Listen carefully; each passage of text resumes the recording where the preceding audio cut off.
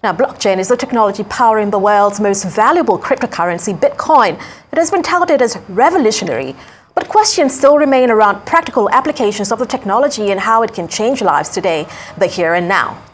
Joining us to discuss this further is Femi Adegolu, who is founder and CEO of BChain Africa. Good morning to you, Femi. It's a great pleasure to have you on Global Business Report. Good morning. How are you Most welcome. You're most welcome. Well, let's start with a bit of a refresher here for those who don't understand what blockchain technology is. Could you just run us through that? Yeah, so in layman terms, the technology is a connection of several computers across the world that, helps to store data and govern data, which also helps facilitate transactions on that technology. So computers across the world can be millions of computers that has data stored on each of them at the same time, which makes it, very much decentralized and information stored, rapidly and which cannot be edited or can be tracked or basically can be, tampered with. Let me use the word tampered with. That's just the idea about blockchain tech.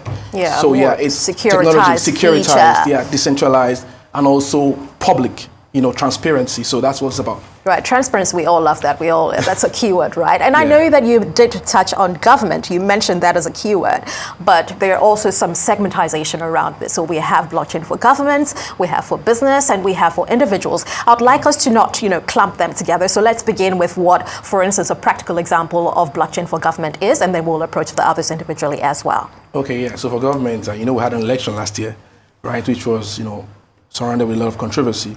And, I was very much advocating for blockchain voting, whereby people could vote on the blockchain and, we get to see the real life results in real time. And, there's no issue of, oh, this person won or this person not, the person actually won. So there's more like, it's transparent, like it's in the public ledger. Everybody can get to see and verify on chain in real time how many people voted, if there's overvoting, if there is maybe the voters that are meant to vote in a particular region is 10,000 people, and those who voted was 12,000 people. So you can definitely just see that is a fraud. So it helps to detect electoral fraud. So Nigeria is still in the process, right? We are yet to really adopt in full this technology, but I believe that those policymakers in government will definitely adopt it. And one of the countries in Africa adopted it. I think it's maybe Sierra Leone or Liberia. Adopted blockchain voting, and that's the first time in Africa, and it worked very, very perfectly well because it helped to reduce electoral malpractice, electoral fraud, and it just makes things easy. So there's no court cases here and there. So that's one use case for government, and of course too for data governance, data storage. Data is the future, right? Companies like Apple, Google, you have Apple, iCloud, Gmail. These guys store huge amount of data, and in future, you and I are going to be paying so much money for data because our data is on cloud, in the cloud. Right, AWS, Amazon Web Services. But with companies coming in to, provide services that you can store data cheaper, right, and also govern data.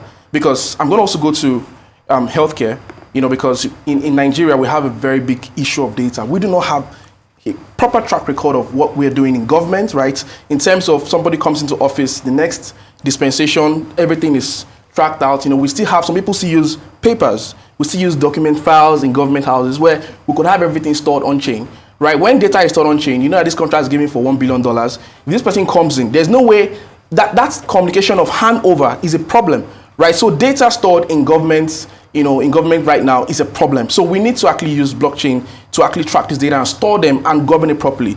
So that's two areas for government then. Okay, that sounds like an easy sell to me. So transparency, seamlessness, what makes it cumbersome? Why have we not implemented this so far? Are there cost implications to it that stand in the way of executing this?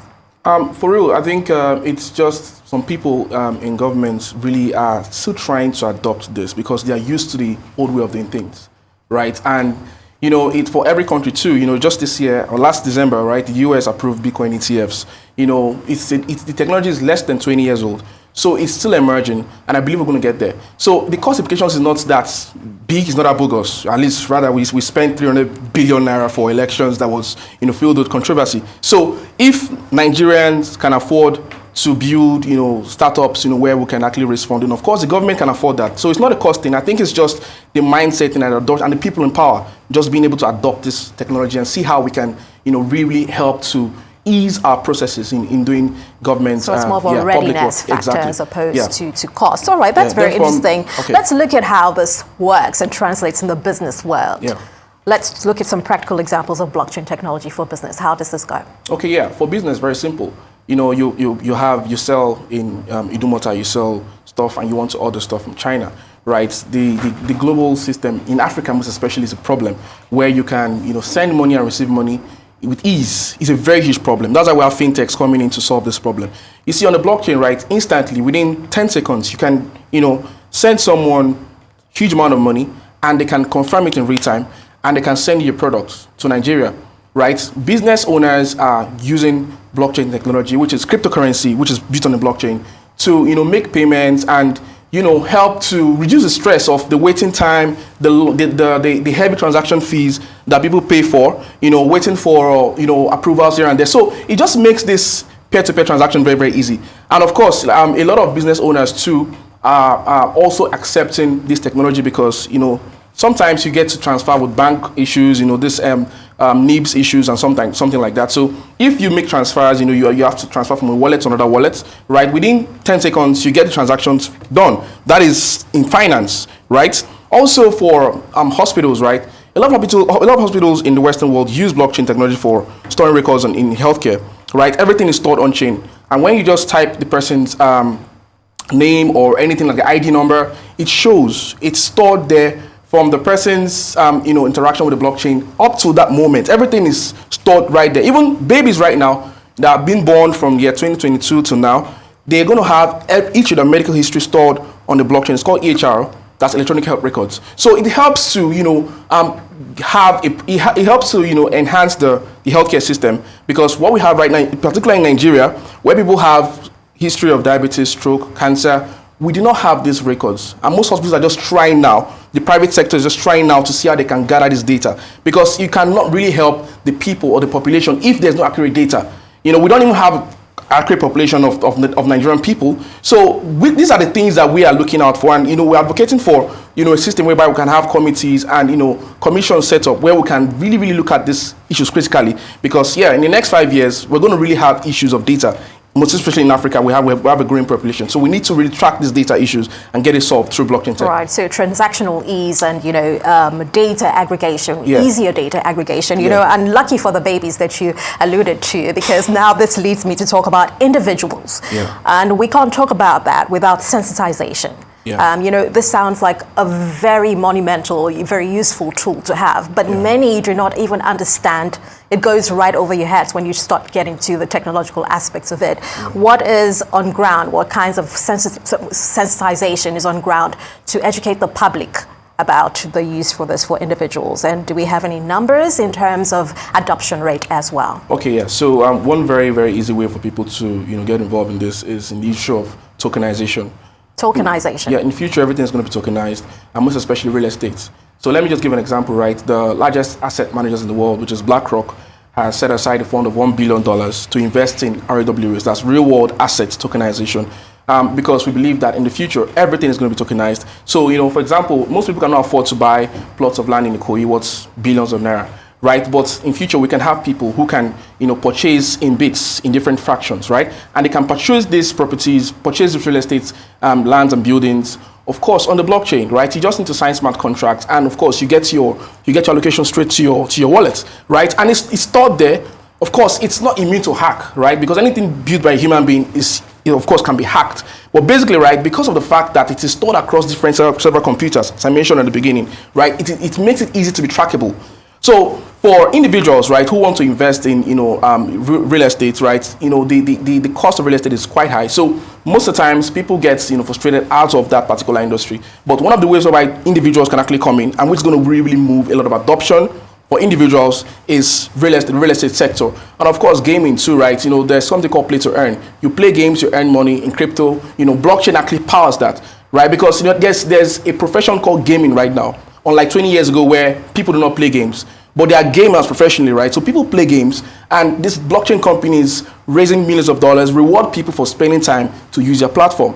So that is another individual way, because of course you can see kids playing with their gadgets, right? And they spend a lot of time using these platforms. So it's like a reward system whereby people play games, and of course they get rewards from those companies using their platform. So that's one of the two ways which I know that the individuals can actually benefit from this. And the adoption rate right now globally is less than 10%.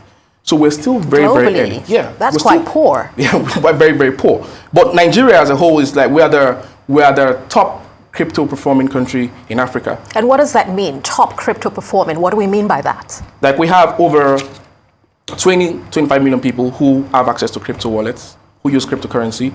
And, with the current stuff going on, I don't know, I just want to digress a little bit. With Binance, it really cannot really solve the problem because people have seen that this is actually a technology that works and it's proven to work and it has made life easy for people like me and a lot of other people who are doing business, who work with companies abroad and they get paid in crypto. And of course, they still have to pass through the same system to actually use the money here. So the problem is not the technology, it's not the people, it is just that we do not have a system whereby people are willing to listen and implement these strategies, right? So the current Binance saga has really opened a lot of people's eyes to what cryptocurrency is. But I will say this, right? Those people who are policymakers, the EFCC chairman, they are not really understanding what this is because I think they're acting from a place of ignorance anyways. I will just say that because truly, if you look at the exchange rate issues and why people are saying, oh, blockchain crypto is actually the problem, we are actually exporting less than what we're importing in the country. So we are really not at the level where,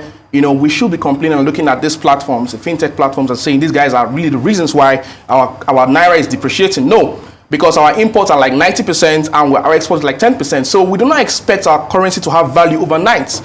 So I just believe that those people in power should actually look at these issues critically and go through the problems and solve it rather than just pointing fingers and blames on the wrong people. There is certainly a huge risk aversion when it comes to this for known reasons. Of course, you've alluded to a couple of them. Yeah. Is your company BChain Africa? And I'm sorry to put you on this. BChain Africa. I beg your pardon. Yeah. Are you engaged in any of this educational activities for the public? Yeah, of course. Yeah, BChain Africa, we're a Web3 edtech platform. And our mission is very simple, right? To be able to sensitize, educate the young people, in our population. And of course, we are actually having our presence in across 10 African countries in Africa, even in Francophone Africa, because they have seen that this technology is powerful.